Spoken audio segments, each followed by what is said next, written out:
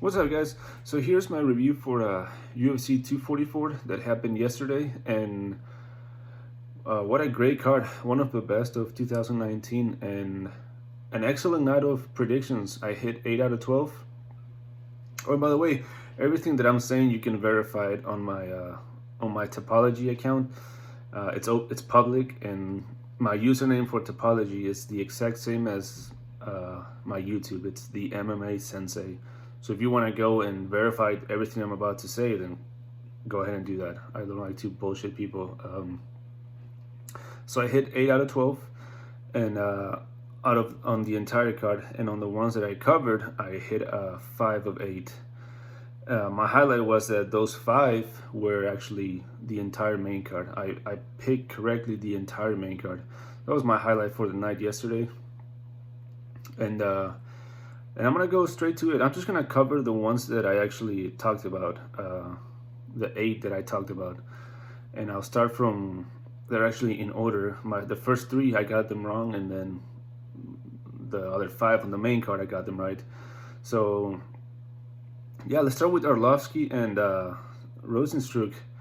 Well, I mean, my breakdown of the fight was perfect, but the prediction itself was incorrect. See, I picked Arlovsky to win by submission because I was convinced that, being the veteran that he is, you would hope that he would have some sort of high fight IQ. Training at an American top team, they would have told him, dude, don't go and trade punches with this guy. And I said this on my video. I said, even though I picked Arlovsky to win, I said that if Arlovsky went into this fight to go and try to trade punches, he was going to get knocked the fuck out quick. And I would hope that he would get knocked the fuck out. And that's what happened. 29 seconds into it. I mean, it was a short fight.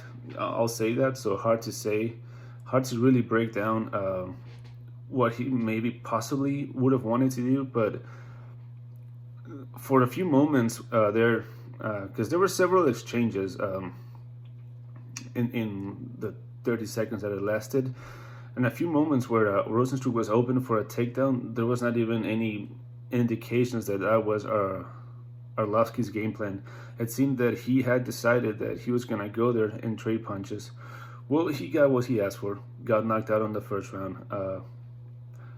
Well, there's more brain damage to him. Another knockout, and that's what you get. I mean, he got what he asked for. Knocked out in the first round by a guy that is known to knock people out in the first round. So that's just stupid, and well, I'm glad he got knocked out. So I got that one wrong. I wanted to believe he was going to use some grappling, but no. And then Tavares versus Shabsian. So for this fight, I said that Tavares had only lost to the elite, not just the top 10, but the elite of the division. Adesanya, who is the current champion, Whitaker, who was the former champion and just lost a few weeks ago, Yoel Romero, who is in the talks to being the next challenger for the title. So he had only lost to the elite, and several years ago to Tim Bosch, a fight that he was dominating. So I was convinced that Shabsian, who doesn't really have a record or hasn't really beat anybody, that Tavares would get the decision. But no, Shabsian he's Shabsian, however you pronounce his last name. He's legit, and he made Tavares look like a tool there. So that middleweight division used to be crappy. Like back when Anderson Silva was the champion, people would always say, "Oh, that's the easiest division." Not anymore. There are a lot of killers there. Adesanya, Whitaker, Romero, Costa, even Darren Till now, Shabsian, whatever. So yeah, definitely he's more than. I mean, he beat Tavares in a way more devastating fashion than Adesanya did. So we'll see what happens next. For sure, I hope he gets to top 10, top 10, top 5, see what happens to him. And then Johnny Walker, I talk about the hype, that I was in the hype, and then until somebody, ended that hype, I was gonna, get out of it, and it happened yesterday. Corey Anderson gave him absolutely no respect, went in there to try to knock him out. Didn't care for his, whatever Johnny Walker could do, which he didn't really do anything fancy. But and Corey Anderson, man, he's not known for knocking people out or steamrolling through people, but he steamrolled through Walker, and so that really brings his stocks down.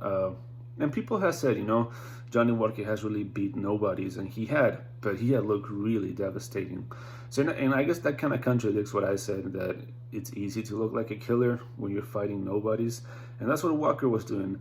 So, and I'll go back to that when the Kevin Lee and Gillespie, but yeah, I mean, really fighting the nobodies can make you look like a killer. And then he gets Corey Anderson, who's a top 10, and he made it look easy, So we'll see what happens to Walker. And Corey Anderson calling out Jones? No, not yet. He should fight someone else. I can think of somebody that would be good for him right now, but not Jones. And then, so I got those 3 wrong. And then the main card, which... So the opening bout was Lee versus Gillespie. So here's where I go again to the fighting nobodies can make you look really good, because that's what Gillespie had been doing. I said that he had been destroying people, that they were nobody near the top 10. Like none of the guys he had beat were top 10, and that Kevin Lee was a solid top 10. And Kevin Lee basically did to him what Corey Anderson did to Walker. Knocked him out cold. Like it was one of those knockouts where the guy looks like he was dead. That head kick was just nasty, and yeah, I mean, I just knew that the wrestling and the grappling that Gillespie has imposed on these guys, they were not guys that are anywhere what Kevin Lee can do, and I knew, and there weren't really that too many attempts. It was more of a striking battle overall. But I think it's because Gillespie knew that it was going to be hard to take Lee down, and Lee put him to sleep. And we'll see what happens next. But yeah, that's the one that a lot of people call me like, what are you talking about? Lee's going to lose. But no, Lee showed that he's a solid top 10. Then after that was Lewis versus Ivanov. So it went very, like I said, the better stand-up. So my pick was Lewis by KO, and it went to decision. It was a split decision, and but it was, like I said, the most dangerous stand-up. Like the harder puncher was Lewis for sure. But Ivanov was able to take him down. I think round 1 for sure went to Lewis, and round 1 for sure went to Ivanov, and round 3 for sure went to Lewis. Round 2 was the one where you have to judge what's better, a couple of takedowns or some hard punches that Lewis landed, and that's what I see as divided. Some people say no, takedowns should count more, and other people say punches should count more. I'm the one that I think that the damage is what counts more, so I think 2 and 3 went to Lewis, but yeah, pretty not too fun. I thought he would get the knockout, but he didn't. It was a split decision, but I actually agree with that decision. So, and then Stephen Thompson versus Luca. I have to eat my words on this one.